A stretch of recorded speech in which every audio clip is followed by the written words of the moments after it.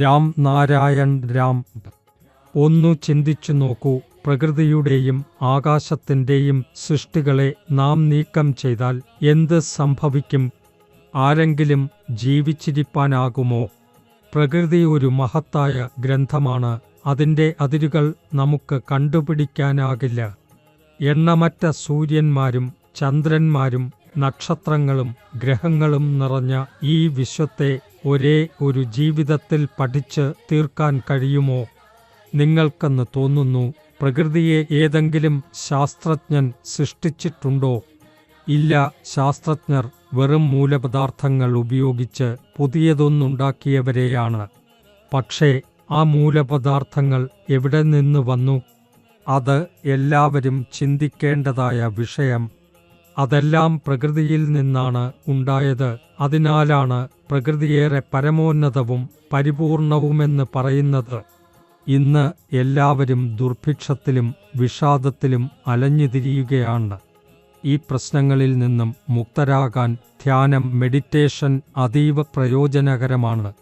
മനസ്സാക്ഷിയെ ഉണർത്താനും ശരിയായ വഴിയിലേക്ക് നയിക്കാനും ധ്യാനം സഹായിക്കും. മനസ്സിൽ ശബ്ദശക്തി, സൗണ്ട് എനർജി ഉണർന്നു വന്നാൽ അതാണ് വിജ്ഞാനവും. ധ്യാനം നമ്മെ പുതുമയുള്ള ഊർജം, ശക്തി, ബുദ്ധി എന്നിവ നൽകി മാനസിക സമ്മർദ്ദങ്ങളിൽ നിന്ന് മോചിപ്പിക്കും. ജീവിത ലക്ഷ്യത്തെ മനസ്സിലാക്കാനും അതിലേക്കുള്ള മാർഗം കണ്ടെത്താനുമുള്ള ഏറ്റവും ഉചിതമായ മാർഗം ധ്യാനമാണ്. ഇന്നത്തെ കാലഘട്ടത്തിൽ നാം ഭ്രമിതരായിരിക്കുകയാണ്. എവിടെ നിന്നാണ് നാം വന്നത്? എവിടേക്കാണ് പോകേണ്ടത്? ജീവിതത്തിൽ എന്തു ചെയ്യണം? ജീവിതത്തിൻ്റെ അർത്ഥം എന്താണ്? ഈ ചോദ്യങ്ങൾക്ക് ഉത്തരം തേടാൻ നമുക്ക് സമയമില്ല. അതുകൊണ്ടാണ് അനാവശ്യമായ കാര്യങ്ങളിൽ നിന്ന് ശ്രദ്ധ മാറ്റി സ്വബോധത്തിൻ്റെ ആഹ്വാനം കേട്ട് ധ്യാനത്തിലേക്ക് തിരിയേണ്ടത്.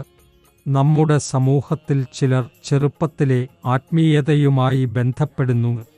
ഇന്ന് തിരക്കുപിടിച്ച ജീവിതശൈലിയിൽ എല്ലാവർക്കും യോഗ പരിശീലനത്തിനായി സമയം കണ്ടെത്താനാകുന്നില്ല. പക്ഷേ ഈ ശാസ്ത്രീയ ക്രിയകൾ തീർച്ചയായും ഉപകാരപ്രദമാണ്. അവ നമ്മുടെ മാനസിക സമ്മർദ്ദങ്ങൾ അകറ്റി സാന്ത്വനമേകുന്നു. ഇന്ന് യുവാക്കൾക്ക് സഹിഷ്ണുത വളരെ കുറവായിരിക്കുന്നു. അവർ വളരെ ചെറുസമയത്തിനുള്ളിൽ കൂടുതൽ വിജയം നേടാൻ ആഗ്രഹിക്കുന്നു. അത് സാധ്യമാകാതെ വന്നാൽ അവർ നിരാശയിലകപ്പെട്ട് വിഷാദരോഗത്തിൻ്റെ ഇരകളാകുന്നു. അതിനാൽ പ്രത്യേകിച്ച് യുവതലമുറ രാം നാരായൺ രാം എന്ന ഈ ഉജ്ജ്വല ചിന്തയുമായി ബന്ധപ്പെടേണ്ടതുണ്ട്. ഇത് അവരുടെ ജീവിതത്തിൽ ക്ഷമയേറും. നിങ്ങളുടെ വിവേകം തിരിച്ചറിയുക. കാരണമെന്തെന്നാൽ അതാണ് ജീവിതത്തിൽ സുഖം, സമാധാനം, വിജയം എന്നിവയെല്ലാം നേടാൻ സഹായിക്കുക.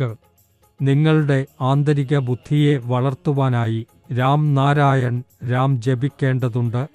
ഇത് ചിന്താശക്തിയെ ഉണർത്തും. ഈ മഹത്തായ ബീജമന്ത്രം, സീഡ് മന്ത്രം നിങ്ങളുടെ ജീവിതത്തിൽ ഉൾപ്പെടുത്തൂ. അത്ഭുതം കാണാം. ഫാക്ടോറിയൽ. നിങ്ങളുടെ മനസ്സിനെ ഉണർത്തുക. ആത്മീയ ഊർജം നേടുക. രാം നാരായൺ രാം നിങ്ങളെ ഉള്ളിലായാണെന്ന് അതിൻ്റെ സ്മരണയിൽ നിലനിൽക്കൂ. ഫാക്ടോറിയൽ.